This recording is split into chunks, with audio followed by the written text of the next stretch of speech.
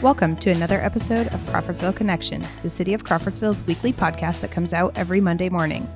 I'm your host, Sarah Summer, and I'm joined in the studio every week with Mayor Todd Barton to keep our community up to date on current events, city workings, and to hear from community members on a variety of topics.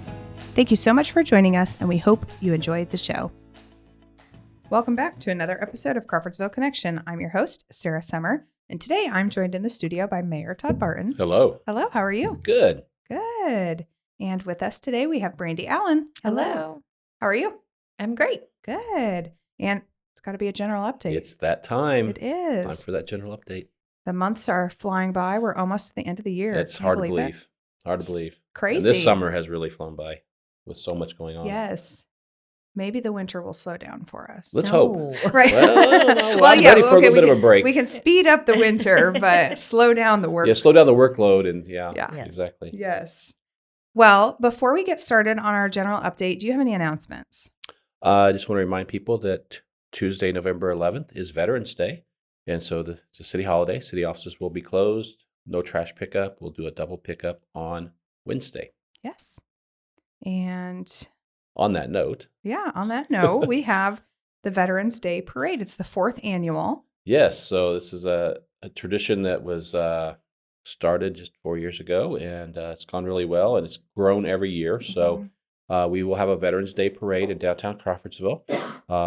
This will start at 10:30, and there's been some confusion about that because the ceremony used to always be at 11. But now that we've added the parade, it starts at 10:30. It is the normal parade route, just like you see with the Christmas parade or in what we just did with MXON, down Main Street and then down Washington Street. There will be a small ceremony and the wreath laying and all that, and that will take place, I believe, in front of the courthouse as the scaffolding is all but gone now. Yes. Yeah. Yes. It's looking much different there. It does look different. You got Yes. used to it with the scaffolding look. Yeah, I kind of did. I had to do a double take the other day. I knew it was coming down, but it looks different. Yeah. So hope everyone can show up for Veterans Day and honor our veterans, and we'll have a lot of veterans in the parade, and should be good. Yeah, absolutely. And then we also have another wonderful community tradition, the Monon Bell Game. It's in Crawfordsville this year, Yes. Wabash College. So that'll be on Saturday, November 15th. There will be some street closures right in that area, right Jennison Street, basically. A large crowd is sold out, I believe. It's awesome. And tailgating, last I heard, was sold out, and they added more. So it should be a blast, as always. A big Hopefully weekend. the weather cooperates.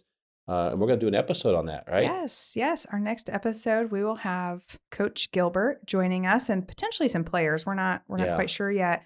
And he's going to come talk all about the tradition, the, healthy rivalry, and That's what we'll call it. Yeah. A healthy rivalry. healthy, nice rivalry with DePauw. You've heard about that rivalry, haven't you? Just a little bit. A little bit, yeah. But we'll say, Wabash always fights, and Yeah, it's always we're a fun excited. day. I always tell people, even if you don't go to the game, just come over and kind of walk through the tailgating area. And the get a atmosphere sense is of- the awesome. atmosphere is awesome, yeah.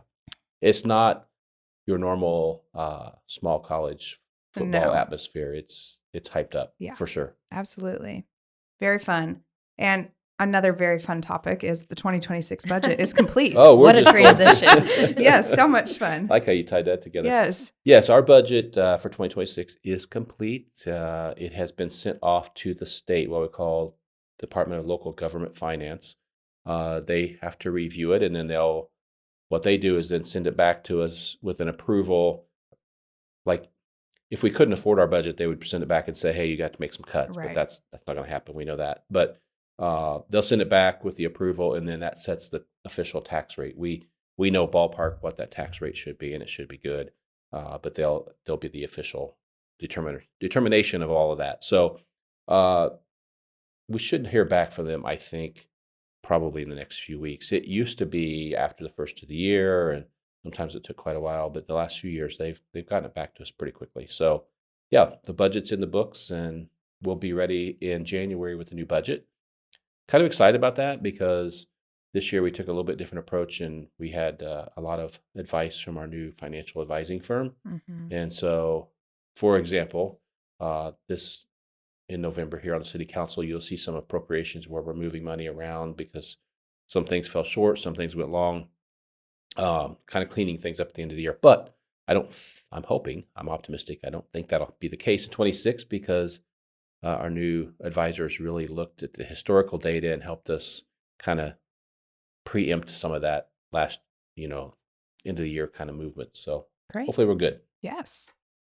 And a while back, we did a whole episode on Senate Enrolled Act 1. Yeah. What are some of those updates?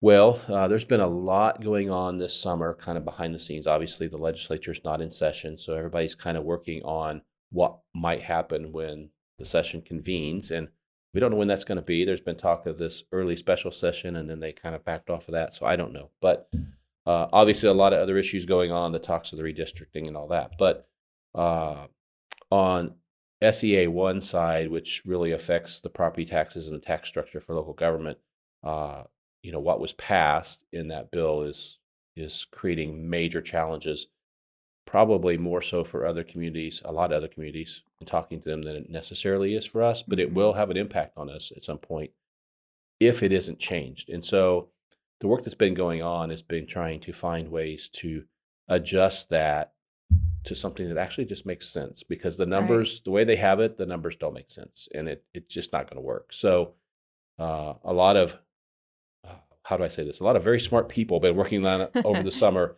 to put together proposals. For example, our Association of Indiana Cities has been involved, and we're proposing some fixes for the session. We'll see where that goes, but stay tuned. We'll be very involved in that discussion as it moves forward. But, we have to fix the property tax thing, but the way they tried to fix it was helter-skelter. It makes no sense. Right. None of the things compute together. And as we say, the math doesn't math. Yeah. So It's not math. and if it's not fixed, I've been blunt about this. There's going to be some pretty massive cuts in a lot of communities. There will be some cuts here, but in some communities, it'll be pretty massive. Right. And Shorts Nature Park, we've been talking about this one for quite a while Long now, time. but initial planning is underway, and some other things have cleared off the list, and we're able to move into this one.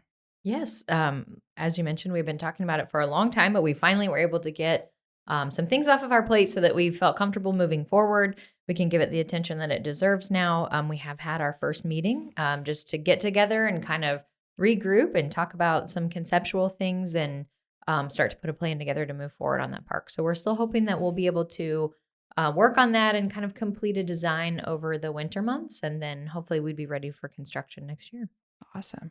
That's That's going going to be an exciting one. Yes. Yeah, that's 47 acres right there at 32 and Stayward 47. The south Yeah. side. So, We just did a post about Brickyard Nature Park, and there was a lot of positive feedback, people sharing it, talking about how incredible it is for a community our size to have a nature park like that. And now we'll have 2. we'll have 2. Well, we actually have 3. We have Sugar Creek Nature Park as well, which doesn't get a lot of attention. Yeah. And that one's kind of tough because it's kind of long and Right. joining the creek there. So, and you can't do a lot of improvements because as soon as you do, here comes a flood and gets rid of everything. Right. So it is what it is there. But yeah. Pretty incredible. But it is finally moving forward. So we're excited. Awesome. And our wayfinding project, what are the updates? There are signs. There are some signs, yes. We have the initial package for phase 1 of the wayfinding project. TBD if there's ever another phase after this first phase. But the initial package was a little over 70 signs. We have 50 of those signs in the ground and up.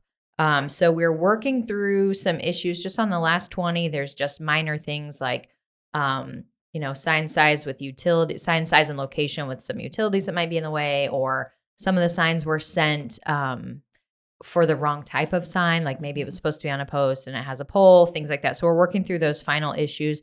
We anticipate wrapping that up by the end of the year. So those are going in. There are some signs that have gone in that might need moved or adjusted or just some little tweaks. We haven't got to do a punch list yet, but the important thing is that this process is moving forward. Yes. A phase of that project that we haven't talked about much yet, but that is also ongoing is there will be signage along the Sugar Creek Trail as well, and kind of leading out to the trail. And so those signs are now being designed. Well, they were already designed, but they're putting those together and having us approve final plans so that those can be fabricated. That process should go a little smoother because along the trail, we should not have all the utility conflicts and different issues like that. But there is another piece of this that we haven't even really got to discuss yet because we've been so hung up with the permitting on the ones that are kind of in the public right of way. So lots to happen there still, but it is moving forward. Yes. Thank you to Motocross of Nations for getting Well, a fire. yeah, it helped us light the fire. Yeah, they look amazing though. They We do. get a lot of They really compliments on do. it is coming together. Awesome. And then the 231 north of downtown NDOT project, it's, things are ever shifting and changing up there. They are, yes. It does appear that that's wrapping up. It's getting close. We don't get as frequent updates now that we don't have, again, Motocross of Nations that we're kind of racing against. But it looks like they're finalizing the work where they've been working most of the time. And they've since moved into downtown to finish that last little block that was between the two projects. Last summer, we had done everything kind of south of town along 231. So the piece connecting that has been causing a little traffic in the downtown as it narrows down to one lane. But I would hope that really we wrapped up by the end of this month with that project. Awesome. And the high school lift station, what is the timeline on that project? This is another one of those projects that continues to hang around. If you learn anything from this podcast, you learn that construction projects have delays a lot. Yes. So we had been told 3 weeks to finish. It has been 3 weeks and there's still work happening. So things are still moving along, but just not as quickly as originally anticipated. So again, I would like to say it would be wrapped up in the last month, but I'm learning not to put definite dates on things anymore. Yeah. The wayfinding project, how long have you been? Like 7 or 8 years. Yeah, that one's So yes. Well, we had Ben-Hur on the list for right. Decades. Years. They do eventually come off the list. It just Yes. takes longer than we would like. Yes. And the wastewater plant project, they are working through a grant fund to fix some issues over there. A combination of grant funding and a loan to what we call a state revolving fund, how we work through all the logistics of that. So what they're trying to do, we did a major upgrade to the wastewater treatment plant a few years ago, and we're really in great shape on capacity. Kind of the remaining piece is we have what we call digesters, which is anaerobic digestion. They put sludge in these and start to break it down, right? But the lids on those, and these are very large, the lids on those have failed. I mean, and they're probably they've been there twice as long as their life expectancy. Wow. So we've gotten our good out of them. But because they're failing and they have, for lack of a better term, holes in them and weaknesses, you have fumes and vapors escaping as well, which is causing a problem in the west end of the city. People down there came to the meeting and spoke about that, where you have odors in that area from this. So we're working on a plan to replace those lids on those digesters, and we're using grant funding and then money from this revolving fund. So you may have read something about that, where the city council had a couple items and stuff, but that's what that's all about. And hopefully we get that all through, and then maybe next year next construction season, they could replace those. Yeah. And as a part of that grant application, they need some public input. So Yeah. I'm not sure if you haven't already seen a survey on our social media. It will be soon. I'm not sure if that's already gone out, but if you are listening and you would like to provide some input there, that would help. Just give us some public input and strengthen that grant application. Yeah, the link's out on our Facebook page. There's a post. It's got some question bubbles and it says, need your input, or we would like your feedback, or something of the sort. So it was posted about 2 weeks ago now. Okay. Yeah, and if you smell those odor, definitely fill that out. Yeah. So that that just gives us more support of why we're wanting to do this, right? Yeah. It's not that we just want to, replace these lids. It does have an impact on the whole entire western part of the city. Yeah, absolutely. And our Skank Road project. Yes, we're finally moving forward on that, at least in getting organized to get started. So in the last week, we have had a pre-construction meeting on that project, met with the contractor and NDOT and the inspectors and everyone involved. There's a little bit of a delay right now in waiting for the utilities to get out of the way so they can get started. So that's the first step that needs to happen, is for the utilities to be moved. And then they can really start to work on that. They do plan to get out there this fall and work however much they can through the winter, weather depending.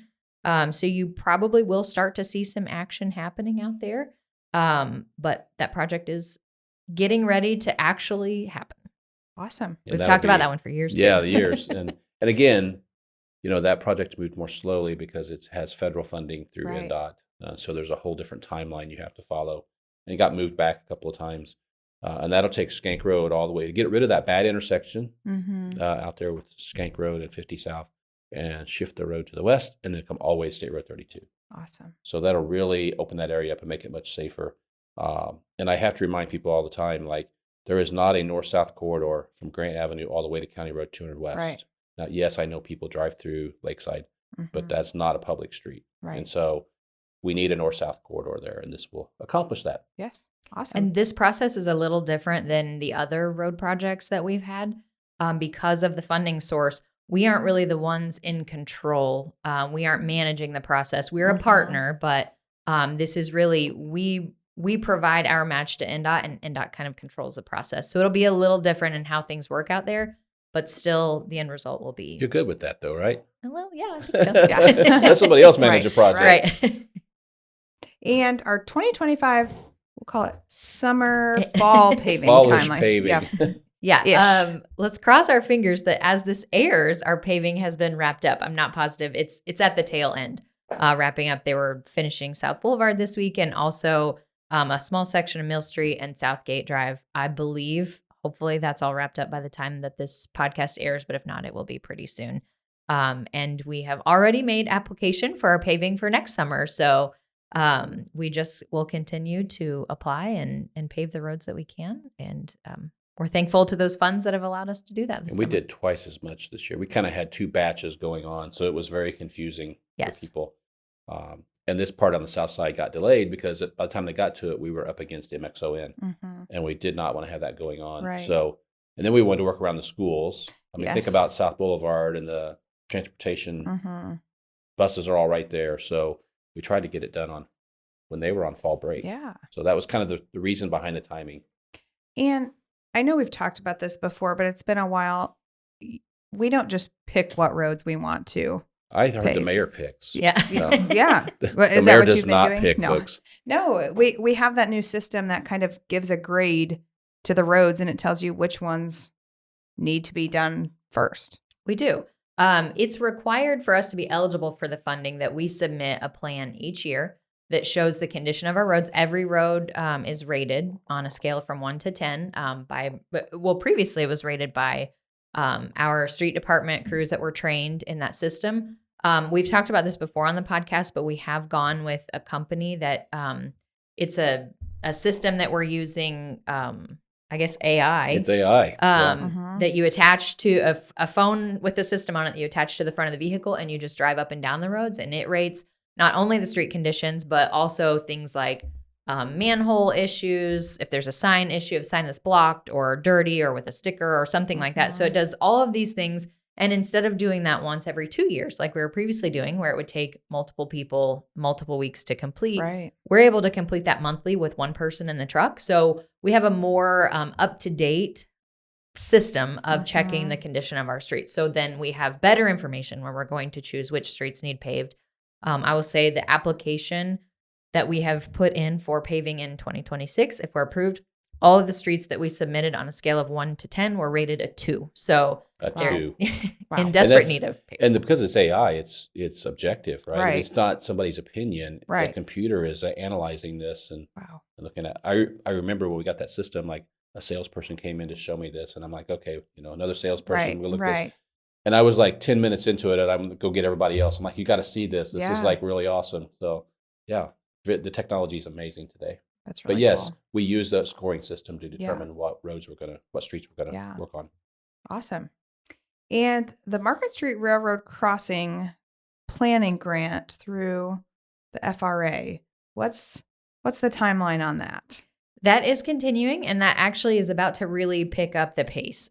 We had been kind of in a holding pattern as we put together all of the project management plan and all of the kind of things that no one sees, that working with FRA for that. But we did put out a request for proposals for consultants. We interviewed those consultants, and just in the last week, we have chosen a consultant. We have them on board. So they're prepared to come to our meeting next month with FRA and really hit the ground running and get that process started. So you'll start to really see that process ramp up. We'll have some a lot of involvement, starting to do the environmental work and looking at just impacts on the community and things like that. So we'll really dig in on that study and get that started. Again, this is a federal Yes. project. So Federal Railroad Administration, FRA, they're working through the shutdown, which kind of surprised us. We thought, oh, here we go. This project's going to just grind to a halt. Right. They are actually working through the shutdown. So it's moving forward. And this is studying Market Street, creating a plan to address that rail crossing with we'll call a grade separation. So everybody just assumes that's an overpass. I mean, it could be an underpass, but probably an overpass. And it's everything. It funds everything up to construction. So if we go through this process, then we're eligible for the actual construction funding, this is a multi-year project. This is not something that happens very quickly. But I feel like, the firm that we've chosen to help us, the consultants, we're very sensitive to the impacts this could have on the community. I mean, on the surface, everybody says, hey, we need an overpass there to separate this.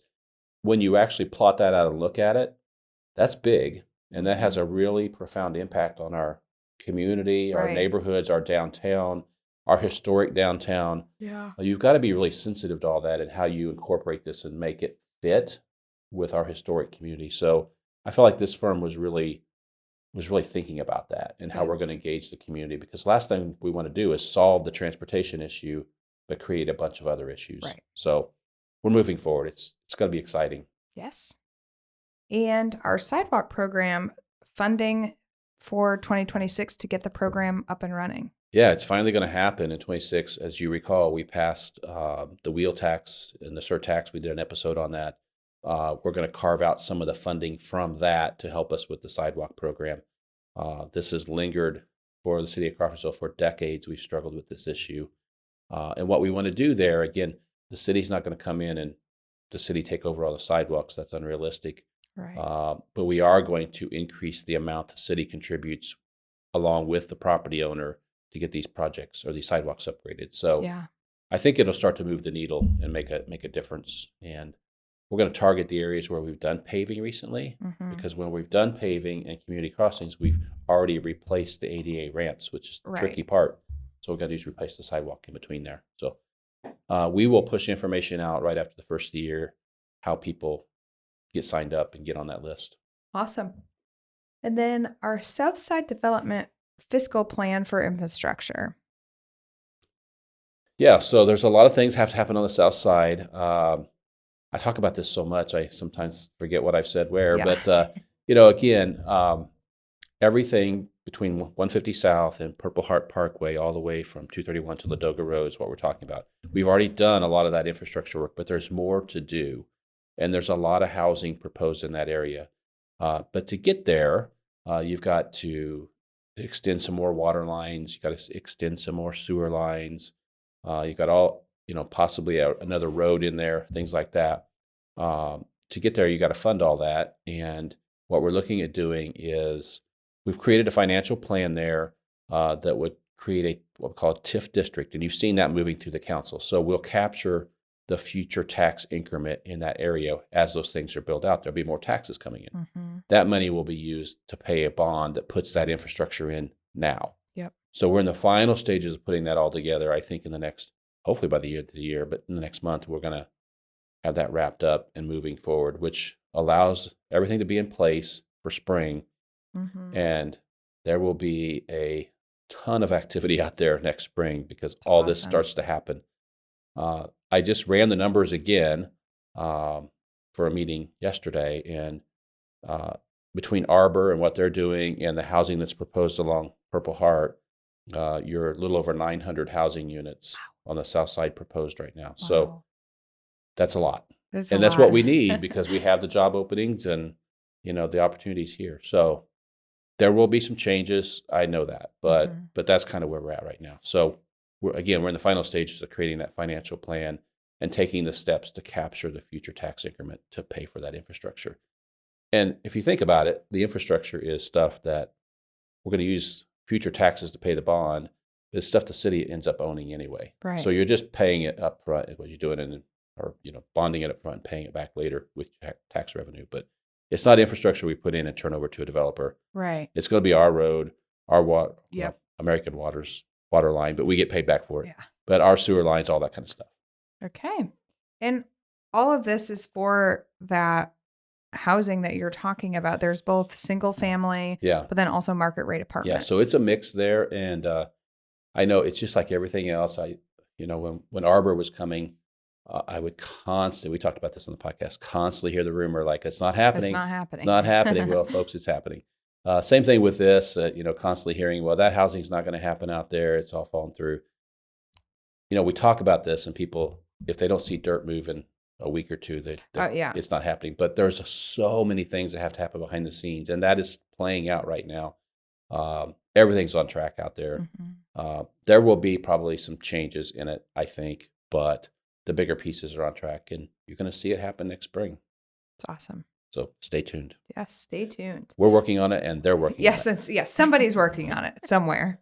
And with all of this, development and things happening, there's also an Elm Street connector road is what you're calling it. Yeah, I talk about the new roadway out there. So we really need to connect 150 South and Purple Heart Parkway in there to make all of this work in terms of a place to put utilities and also for traffic flow, and to open up some of what I say additional outlots in some of this property to make the numbers work. So that's the piece that we're working through, and we have a financial plan for that. And it's been designed, it's ready to be bid, so we're pretty close to bidding that out as well. And the property, it's not like we have to take property. I mean, it's already owned by the developer. There's one little piece that we have to work through, but it's pretty straightforward. Okay. And that's, including water and sewer, and then also Purple Heart Parkway water extension as well. Yeah, so we currently, we built Purple Heart Parkway, but we have water a little bit, but we need to get water all the way over to Ladoga Road, basically. So that's a long distance. It is. And it's not cheap. And I know this is probably confusing because we have private water here. So why is the city running water? Good question. I asked that question. And the way that works is we have to put it in, and then as customers come on, we get paid back for it down the road. So, obviously with all this development, there's, we're extending sewer, we're extending water, but then there's also opportunity for us to do a trail connection from Purple Heart Parkway. Well, as I said, you got several hundred new housing units on the south side. So if you go out there and look, we built trail with the new Purple Heart Parkway. It's already built in. Do it as you're building it. So it's already there. How do we connect that into the city? And there's an old rail line there that we've been working through, acquiring pieces from that. And we're almost there with that. Now, I'm not saying we're going to build a trail to connect it in the next year. But at some point, we will be building a trail to connect Purple Heart's trail up into basically the Milligan Park area, the golf course, Milligan Park, the rec center. So again, the pieces are coming together, and then at some point, hopefully we can get that connected over to Sugar Creek Trail and everything else. So we really start to create this robust trail system that's all connected here. But the pieces are falling in right now, and now's the time to acquire that property. Don't wait till you get 900 houses out there and then try to figure it out. Do it now so that it all makes sense. And for residents today, that's an important factor. They want to be close to those amenities. Yes. But even the new trail on the Purple Heart, I mean, people can walk that in and of itself. There's sufficient length there. Yes, long. It is. And at some point, we want to try to get it down to Arbor and what's happening there as well. Very cool. And, all these things don't just happen. We're working through a South Corridor study, and that kind of helps figure out all these pieces. How does everything connect, and where do we go after this? Yeah, that study's complete. And it's one of those things we'll just use as a guide moving forward. So as development happens, we can kind of refer to that. And what that looks at, or what has looked at is, if you think about it, the county extended Comfort Drive from New Corps Road. So you're at 3274, you come down New Corps Road, and you got Comfort Drive. And now we've extended Purple Heart over to Ladoga Road. So you're less than 2 miles apart there. Yeah. How could we align that and connect that? That would be pretty powerful. People could get right off the interstate, go right around the south side. And then Purple Heart goes over to 47. We're doing Skank Road down to 32. You're pretty close there. So how could we connect all that? Right. That would really set us up for a lot of future growth. But we have to be intentional. In the past, the way it's happened here is everybody just does their own thing, and nothing matches, nothing lines up. and we end up with a mess. So we're trying to prevent that. A couple of challenges in doing all of that, and again, it won't happen in the next year. This just is a long-term vision, but you got to get over the CSX Railroad from Comfort Drive to Ladoga Road. And then, when we think about going from 47 to Skank Road, you got Ironman Raceway there, which is bigger and bigger all the time. So how do we incorporate that to really improve traffic flow there and make sure all that works? And so we have some different scenarios in this study that I think will be a good guide for us moving forward. Very cool. And again, even more activity and things happening on the south side. I mean, I think this is kind of a theme here, but we've got the Kroger development, and, we know that was out on Beacon. People started sharing it on social media. So it's out there. Let's move to the council. We've approved the incentive package and stuff like that. And it's moving forward. There'll be a new, what's called Marketplace, Kroger Marketplace, which is their biggest format out there. So again, not going to happen overnight, but it's all in the process right now. Yeah, and they're already reviewing plans in the planning department. So that's all. It's really happening. It's really moving. Yes, very cool. The top question I get is, well, what happens to the old? Well, it's a privately owned. Yeah. They'll lease it, I'm sure. Right. I just had some communication with the company that manages Crawfordsville Square. They have one vacant spot right now, and it will be filled in January. Awesome. So that center is totally full. Very cool. So I have no doubt that they'll fill the Kroger spot pretty quickly. Awesome. And for people who don't know what the Kroger Marketplace is, it's similar to what Brownsburg has, correct? No. Brownsburg is not a marketplace. Okay. It's about a third bigger than what you see in Brownsburg. Okay. Wow. Yeah. It also has other general merchandise. Okay. And I've not been in one from what I understand, but it even has maybe clothing and stuff. So very interesting. It's much larger. Yeah. It's their biggest concept that they have. Wow. Okay. Which is good because we talked about the retail gaps analysis and the data and the cell phone data, all those things. That all comes into play to give them the confidence that there's a market here. There's a demand here. And we need to expand our options. And we have with Aldi and some of that, but this will help. And I know people will also wonder, why the south side? Yeah, we got that question. I think that was one of our frequently asked questions. Who made the decision to put it on the south side? And the answer is very simple. Kroger. Yes. The people paying to build it made the decision to put it on the south side. And there's a lot of factors that come into that decision. And again, not just about people in the city of Crawfordsville shopping. People come from the entire county. People come from several counties away. So all that comes into play in Kroger's decision of where they want to invest their money and build a store. Yeah. And with that, there is other activity coming to the south side of town, but also to the east side. Yeah. So in terms of the Kroger building there will be other businesses that come with them. There will be other tenants on that parcel. That has not finalized. So if you're hearing it's going to be so-and-so, nobody knows yet. I mean, there's there's a list of possibilities. Some of them I think are pretty exciting. The east side, there's renewed activity there. Especially 32 and 47, I think is really good. Along 136 East, there's some renewed attention there. And it goes back to Shelley Drain and fixing the drainage is a big component of all that. So we talk a lot about the south side, but there is some activity on the east side. And there's some activity on the north side. I think it's public now. The Starbucks is going to build a second Starbucks on the north side. That's gone through the approval process. So a few things happening out there. The north side is tricky just because there's very, very, very limited land. So that makes it tough. Yes. And a senior housing project, we're in the early phases of a proposal. Yeah, we've seen a couple of proposals. One I think is very strong, and they're working through that. So we've talked about this, but there's been a reduction in the amount of subsidized housing in our community, which is a good indicator for our local economy. But seniors have gotten caught in the pinch, right? And so there is a developer who's interested in building a senior-based project in our community that I think would be high quality. They're very early in this process, working through acquiring land, getting through the zoning part, some of that stuff. So stay tuned for that, but I feel there's a pretty decent chance this is going to happen. Awesome. And economic development activity, kind of in a strange spot. With a very strange spot what's right happening. now. Yeah. So we're not working any new big projects. I'll just tell you that. we're still working some expansion projects. We've done very well in both of those areas in recent years. Indiana has traditionally done very well for the last decade or so. We're seeing that really, really cool off right now. Yeah. The new administration, the governor, IEDC, there's a massive amount of things going on there. Some of it probably necessary, some of it makes you scratch your head.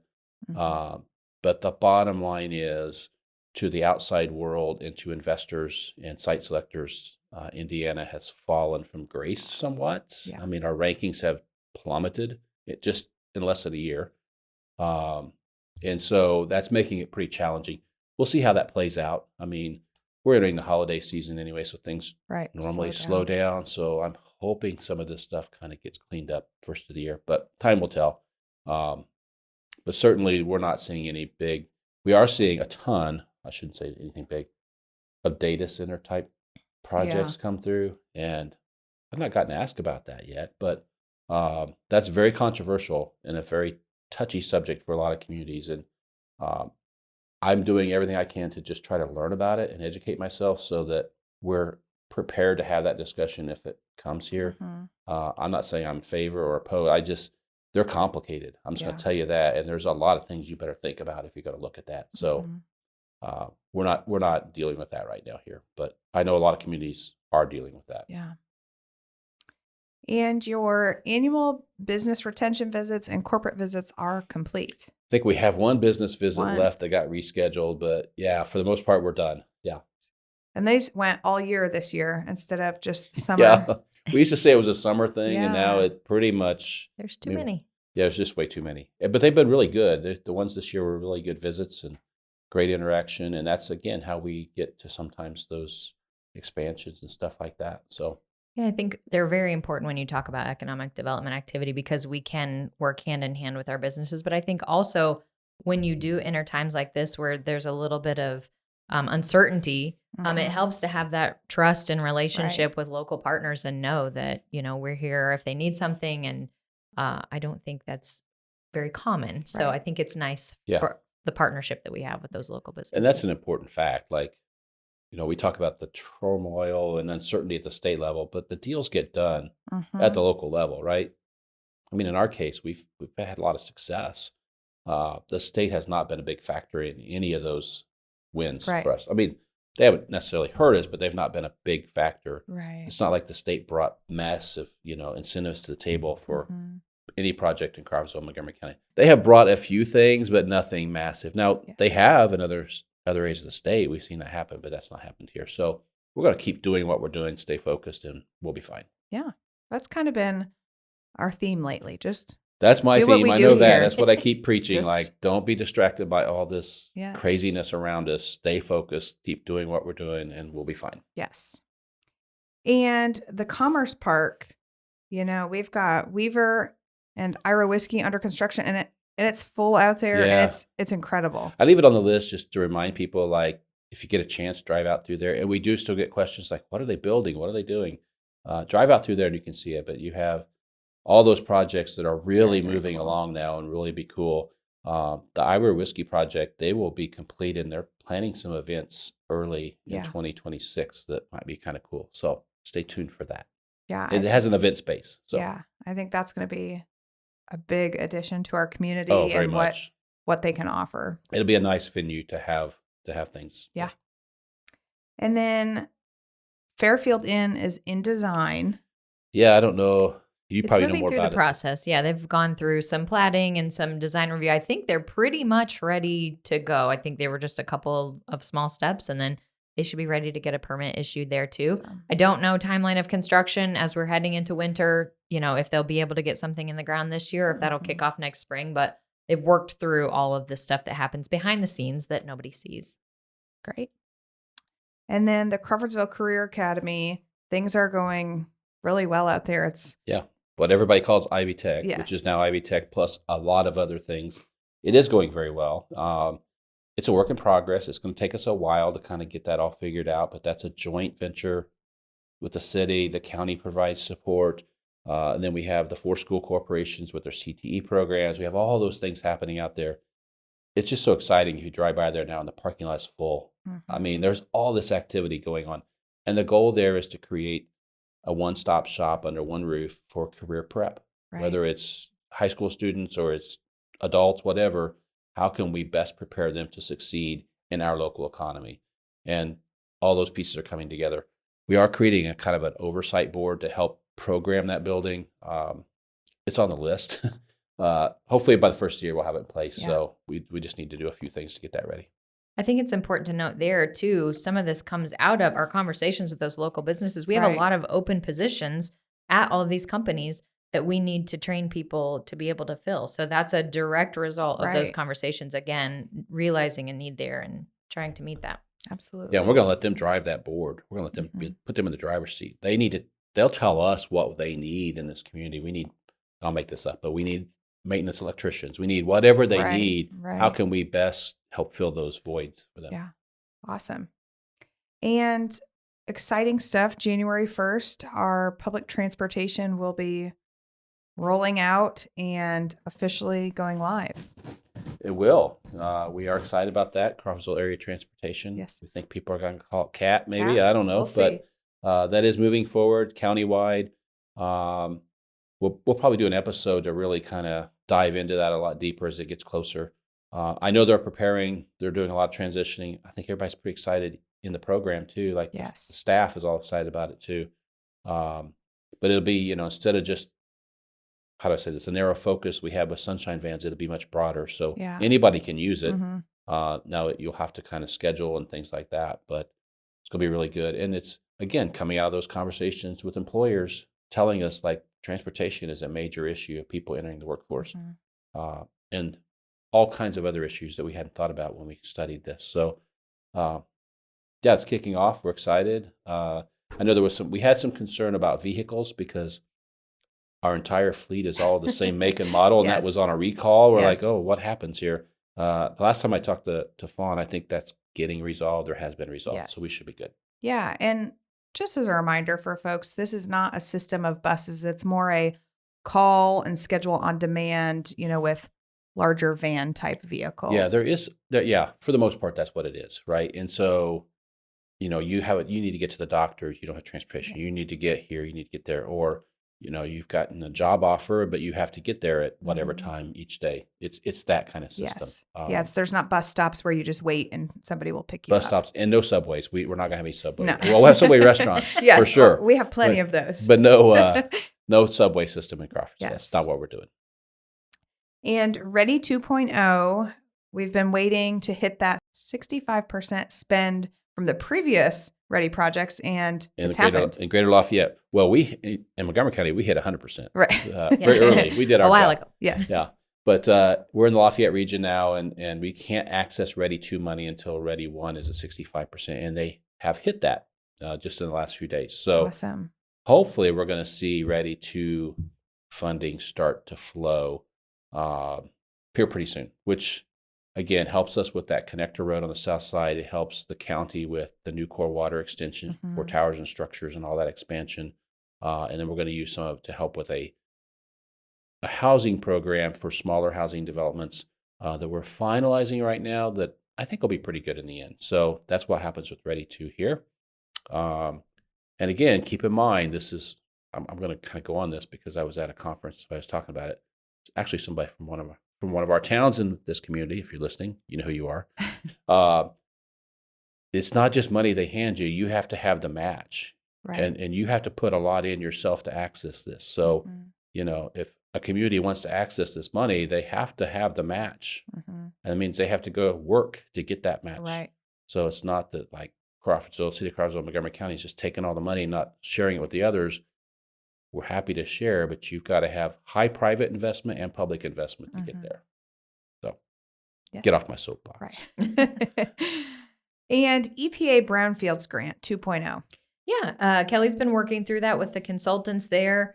I think those meetings are going to start to happen really soon, including a meeting on November 18th. They're going to come to the Redevelopment Commission, just share the information about the program. They're really trying to get out there now and advertise the program and the opportunity and recruit property owners to take advantage of the process. Because we've mentioned before, these are those properties that either have had an issue in the past that we know that there's maybe a leaking gas tank or a previous dry cleaner or something like that, or they're properties that just look like they might. We don't know. And so the market's a little uncertain or property owners are uncertain. So they don't want that. They don't want to sell the property and it be on the tax rolls. So we use this opportunity to investigate that and just clear the property so that we can get it active again. And so we're going to be able to start sharing that information and get those properties, because we won't go on someone's property and do this if they aren't a part of the process. They have to give us permission. We aren't out there dictating this information. It's just an opportunity for our property owners to take advantage of. Okay. And the city pool, we are obviously well beyond pool season. We are. It's getting a little chilly. Thank goodness this Yes. was a disastrous Yes. pool season, I think, on all counts. But we've talked about it. Do we have any updates? I know last we talked, there's a study actually, and things So, going on. If you recall, we did a study of the pool, and then this year we knew we probably have a short lifespan left on this pool.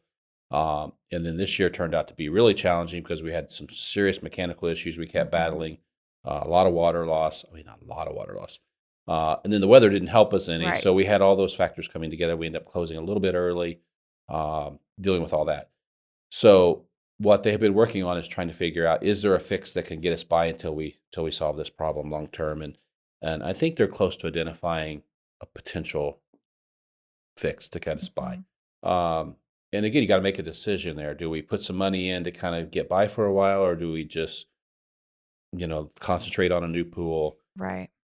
Here's the challenge with a new pool. It is staggeringly expensive. And so at least the initial estimates. Now we're kind of thinking, well, maybe we can get those estimates down some. So there's a lot of different pieces in play there.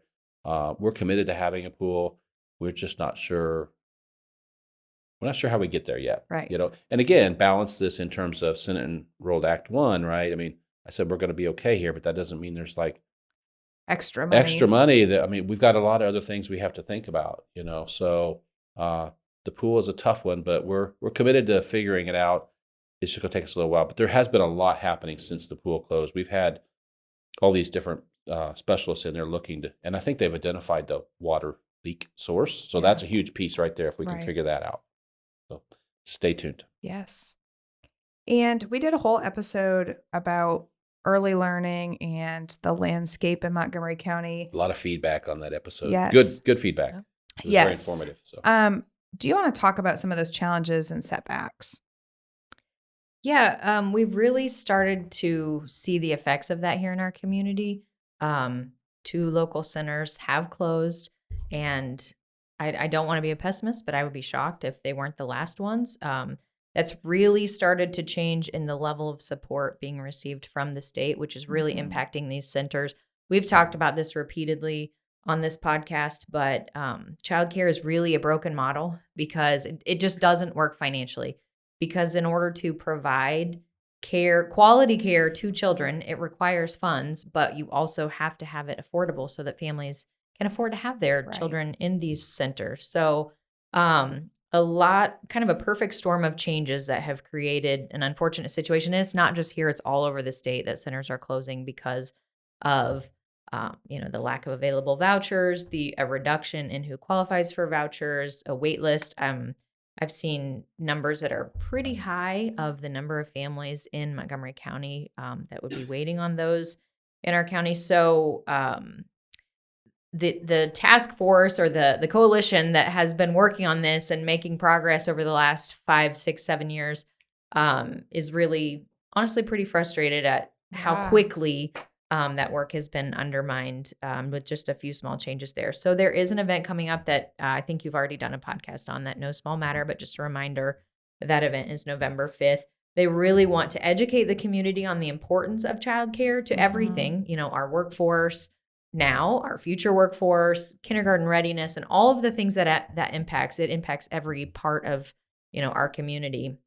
And so really just educating the community on the importance of that, and also helping bring awareness to the issues and allow these families. What really has to happen to change, I think, is that our legislators need to hear from families that are impacted by this and the effects that it's having. So that's been very frustrating, and I think it will continue to be until we see some changes there. But The governor needs to hear from everyone. Yes. I mean, the legislators approved funding, Mhm. and then the governor cut it. So, call it the way it is. Right. He needs to hear from everyone. And I know we talked about this in the episode, but this is not, when we talk about vouchers, that's not like a handout thing where, we're going to pay for your child care. You sit at home on the couch. Mhm. It's for people who are working. Again, we Right. said it's a broken business model. You have to bridge that gap somewhere Mhm. so that families can afford to send their child and still work. Right. And that's what that voucher does.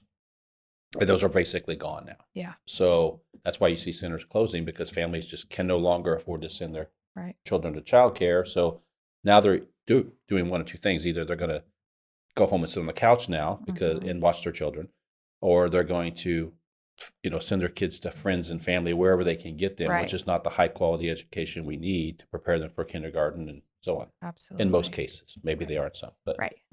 we talked about that. I Yeah. mean, it is what it is. So a very frustrating situation. Like Brandy said, we spent so many years in this community working Moving and creating a forward. model that is fantastic. And now you have the rug pulled out from under you for I'll just call it a political stunt. It's so frustrating. And we were really making a difference in Yes, making yeah. headway. It really Mhm. was changing Yep. in our community. And just like By- that, by- we're starting over. By people who, quite frankly, I've been in meetings with them, they do not understand the issue. Yeah. They do not understand the impact of early learning and childcare. So, reach out, and we're going to keep fighting the fight, and we're going to stay focused and do what we do. But it's very concerning because, like she said, we see 2 centers close already, and probably more in the works. Yeah. And again, that event is no small matter. They're showing a documentary, they're having a panel discussion, and, just an opportunity to learn more, have conversations. And that is November 5th at Crawfordsville High School at 6 p.m. So, attend that event, ask questions, learn, especially if you're somebody that might not know or doesn't fully understand this, attend that event. But if you are someone who knows and does understand, also attend the event, Right. have your voice heard, have those conversations, and talk with the others in the community. And then our youth council has been kind of revamped and reworked, and we're moving pretty well along right now. Yeah, I'm actually really excited about the youth council this year. It's had a little bit of a refresh, and they're getting really involved. Just finding any way that they can to take students from all 3 schools. They're meeting monthly, educating them about opportunities and things happening in our communities, which I'll say is a group that we've had a hard time plugging into. So there's all kinds of things happening in our community that our youth just aren't aware of. Right. It's been a great opportunity to help that. And then they're also getting so involved, giving back, getting involved in other events in the community. I do know right now their big event is planning some type of holiday related events at the Vanity Theater during downtown party night. So I would encourage everyone to go out and support them on that. But then they're really digging into some bigger issues as well and really learning about them. And we'll have an opportunity, I think, this spring to have a project in our community that'll be pretty impactful. So I love that they're getting engaged. They're trying to learn. They're doing a great job just getting involved. And I think we'll start to see some really awesome things from them. And shout out to our schools for working with us on this. I mean, they get them out of class. They transport them to the meetings. The counselors have been so involved in helping us program this and steer it in the right direction. I mean, this is a joint effort with us and all the school corporations. So hats off to them because this is good. Yeah, and it's pretty incredible to see. It's over 30 students that are participating, yeah. which is incredible to see. Again, we talk about needing leaders in our community. These are the future leaders of our community, and they're already getting involved and trying to learn about issues in the community, finding solutions, and creating opportunity here. So it's really cool to see. And they're going to work on sharing what they're learning with their peers because we clearly haven't figured that out yet. Yeah, so. we communicate. We think we communicate well, but Yeah. it does not get to them. Yeah. So yeah, unless podcasting you're gonna have to get on TikTok. I told you we need an intern for that. maybe we'll find one of those students that can do the TikTok. But one for thing we us. know absolutely for sure is they see the community through a very different lens than any of us. So we have to take that into account as we're making these decisions. Yeah. Awesome. Well, that's everything on the list. It's a little shorter this time, I feel like, Yes. but maybe not. Yes.